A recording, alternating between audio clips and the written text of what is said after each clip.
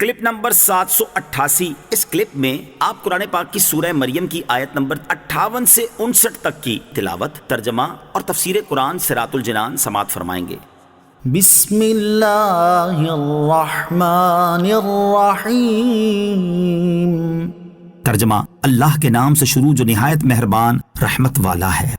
اولئک الذین انعم اللہ علیہم من النبیین من ذریۃ آدم وممن حملنا مع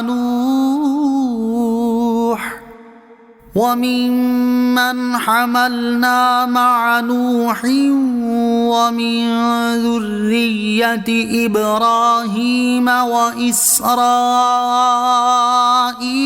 وممن هدينا واجتبينا إذا تتلى عليهم آيات الرحمن خروا سجدا وبكيا۔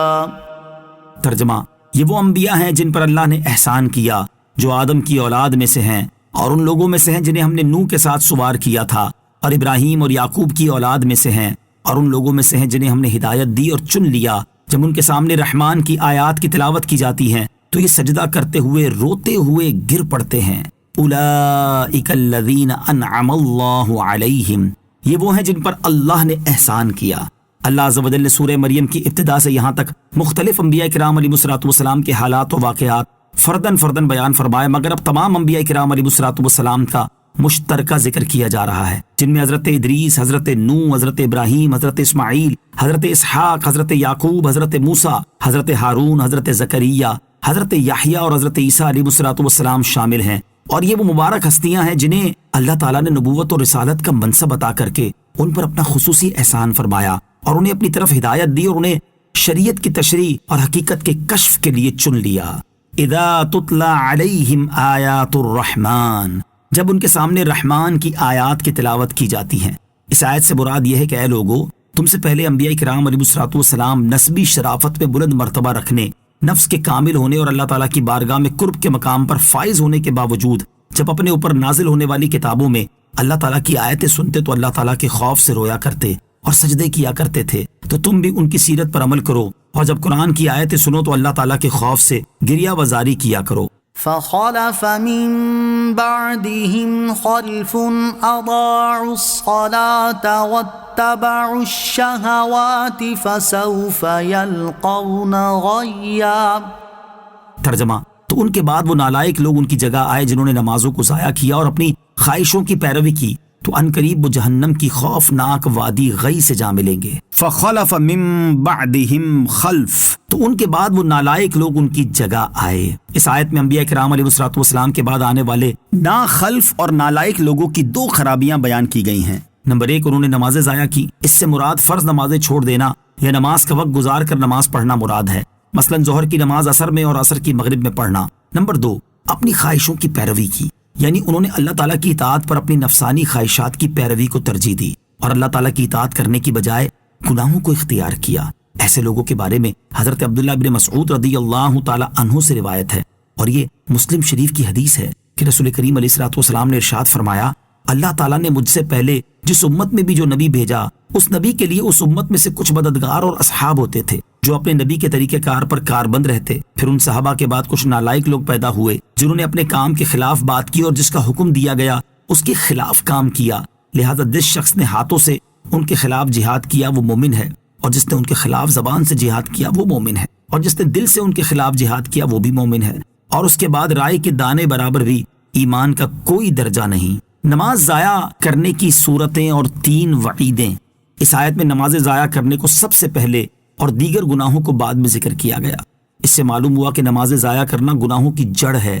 نماز ضائع کرنے کی کئی صورتیں ہیں، جیسے نماز نہ پڑھنا، بے وقت پڑھنا، ہمیشہ نہ پڑھنا، ریاکاری سے پڑھنا اور نیت کے بغیر نماز شروع کر دینا وغیرہ۔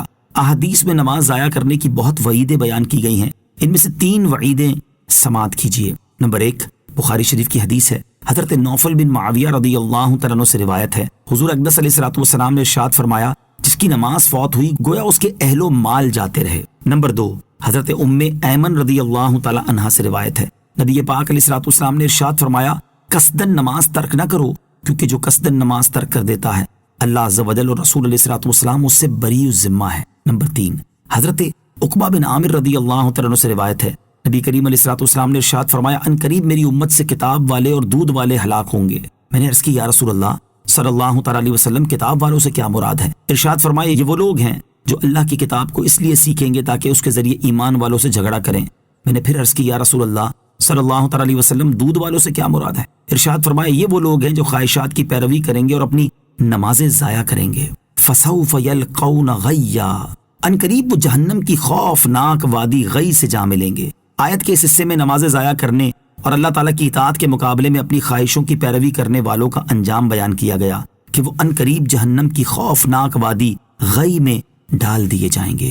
جہنم کی وادی غی کا تعارف حضرت عبداللہ بن عباس رضی اللہ تعالیٰ عنہما فرماتے ہیں غی جہنم میں ایک وادی ہے جس کی گرمی سے جہنم کی وادیاں بھی پناہ مانگتی ہیں۔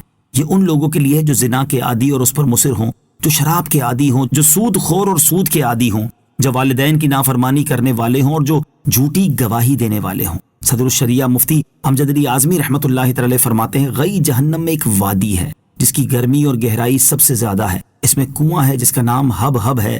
جب جہنم کی آگ بجھنے پر آتی ہے اللہ عز و جل اس کنویں کو کھول دیتا ہے جس سے وہ بدستور بھڑکنے لگتی ہے۔ قال اللہ تعالی، اللہ تعالیٰ نے ارشاد فرمایا کلما خبت زدناہم سعیرا، جب بجھنے پر آئے گی ہم انہیں اور بھڑک زیادہ کریں گے۔ یہ کنواں بے نمازوں اور زانیوں اور شرابیوں اور سود خوروں اور ماں باپ کو ایذا دینے والوں کے لیے ہے۔